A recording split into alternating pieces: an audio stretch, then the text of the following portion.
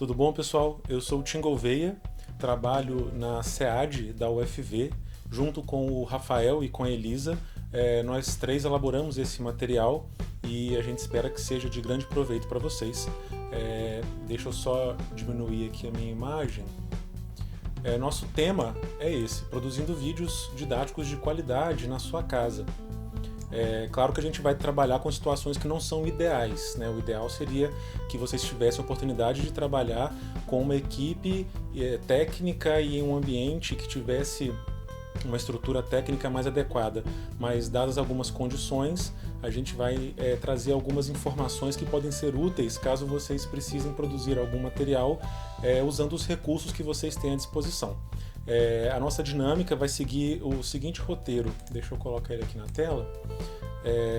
A gente vai falar primeiro sobre o potencial tecnológico que a gente tem ao nosso alcance, especialmente se tratando de smartphones, né?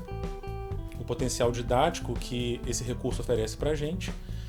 Antes de gravar, a gente vai falar sobre o planejamento para o seu vídeo, como diminuir as distrações para que isso não influencie negativamente no seu vídeo, como preparar esse aparelho celular, como mexer nas configurações dele, como escolher um local, como pensar na questão da iluminação, do som, estabilidade, enquadramento. Depois, quando a gente estiver gravando, o que a gente tem que ter em mente para poder fazer uma boa gravação. Vou falar muito rapidamente sobre edição, porque tem alguns recursos que podem ser úteis e que são de fácil acesso para vocês. A questão da finalização, e eu vou trazer no final umas dicas para investimento em tecnologia de fácil aquisição, porque um tripé é algo barato de se adquirir, tem iluminações que são interessantes e baratas também, então eu vou falar sobre isso no final.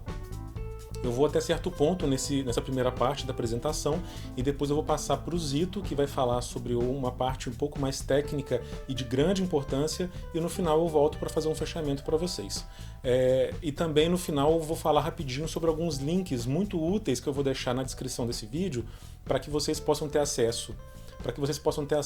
Ao material que gerou esse conteúdo que a gente vai expor para vocês, e também tutoriais para algumas coisas que sejam úteis e que vão ser citadas também nessa apresentação, tá bom? Então vão ser 3 partes, basicamente. Eu começo, o Zito vem depois, e depois eu volto, tá bom? Então, continuando aqui e iniciando, vamos falar um pouquinho sobre essa questão do potencial tecnológico que a gente tem ao nosso alcance.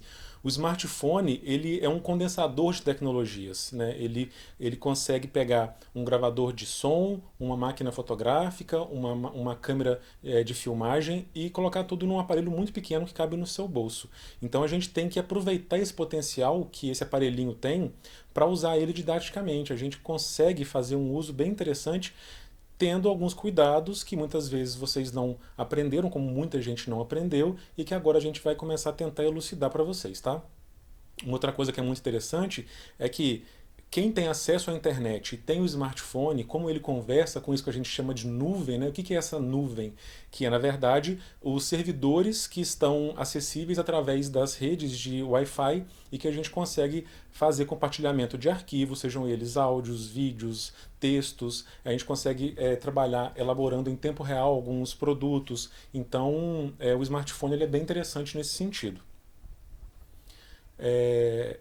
Seguindo aqui,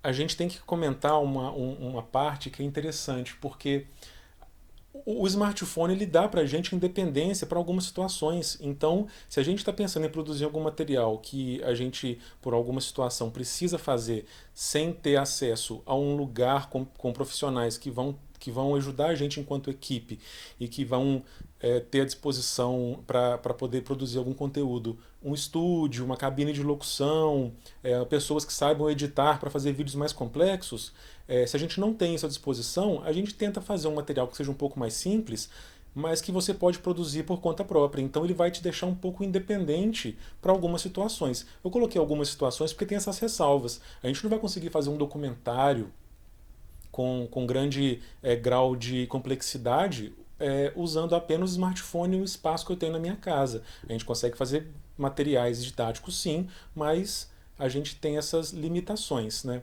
Só que ao mesmo tempo, o fato de você conseguir produzir material no conforto da sua casa e tendo alguns cuidados, que é o que a gente vai falar sobre isso tudo hoje, vai aproximar você do seu público-alvo. Se os alunos são esse seu público-alvo, a gente tem uma oportunidade de dentro de casa fazer um material que se aproxime desse aluno. Então, como é que você vai preparar isso tudo, né? Antes de gravar, é preciso planejar o que vai ser o vídeo.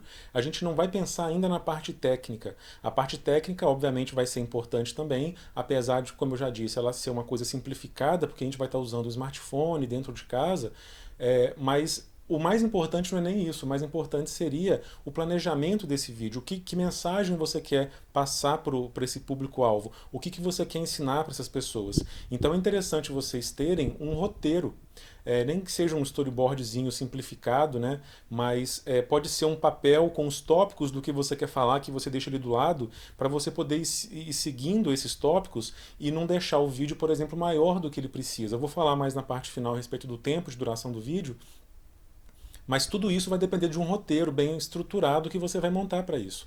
É como preparar uma aula, né? Só que no caso você vai preparar esse conteúdo. Muitos professores acham que ele precisa, num vídeo, transpor aquela aula que ele dá na sala de aula. Isso não é verdade. Ele pode fazer do vídeo uma parte de um conteúdo maior, e esse conteúdo maior seria, sim, talvez, a exposição daquela aula que ele daria na sala de aula. Então, se na sala de aula o professor dá uma aula de 1h40, por exemplo, usando os recursos da nuvem, como a gente disse, os tecnológicos, ele poderia, talvez, preparar um vídeo que ele gravaria aparecendo e falando para os alunos. Ele poderia selecionar um conjunto de vídeos que fossem mais ilustrativos, que ele pode achar pesquisando no YouTube. Ele pode achar um capítulo de apostila que ele quer que os alunos leiam, e ele pode dar uma atividade em tempo real, combinando, por exemplo, uma conferência via internet. Então isso tudo em conjunto formaria o conteúdo daquela aula que ele não pode dar presencialmente por algum motivo. É interessante fazer uma gravação teste, isso eu estou falando assim, com o tempo isso se torna corriqueiro, mas principalmente quando você estiver testando as possibilidades para você começar a gravar, é interessante que essas gravações sejam em caráter teste. Testar as possibilidades com relação ao áudio, se você acha que você tem um microfone num fone de ouvido daqueles que, né, tem o fone que tem um microfonezinho que fica aqui do lado. Se você achar que talvez esse microfone vai ter um som melhor do que o microfone que está sendo captado pelo próprio aparelho telefone, usa esse microfone, mas testa antes para ter certeza se esse áudio realmente está com uma qualidade melhor. Configurações de vídeo, que são coisas que o Zito vai falar melhor na segunda parte, mas é interessante que a gente tenha a gravação teste, né, que sirva para um teste de áudio e também para um teste de vídeo. Seguindo aqui, é importantíssimo que vocês preparem o aparelho de vocês para começar a gravar. Quando eu falo preparar o aparelho, é retirar as distrações que podem acontecer, porque não é desejado que no meio da gravação você receba notificações, que você receba uma ligação, que o celular vibre por algum motivo. Então, assim, um jeito fácil de resolver isso é colocar no modo avião ou no modo não perturbe, para que isso não aconteça, porque essas distrações técnicas podem fazer com que o seu vídeo não fique tão interessante assim. Bom, a primeira parte é curta, né? É bem realmente introdutória, e eu paro por aqui, e a partir de agora o Zito vai falar a respeito de outras partes que são interessantes e muito importantes, porque já envolve uma questão um pouco mais técnica, e no final eu retorno para poder fazer a parte com relação a, enquanto você estiver gravando, alguma outra informação sobre questões metodológicas desses produtos, né, audiovisuais que vocês vão começar a produzir em casa, e faço um fechamento. Então, agora eu passo pro Zito.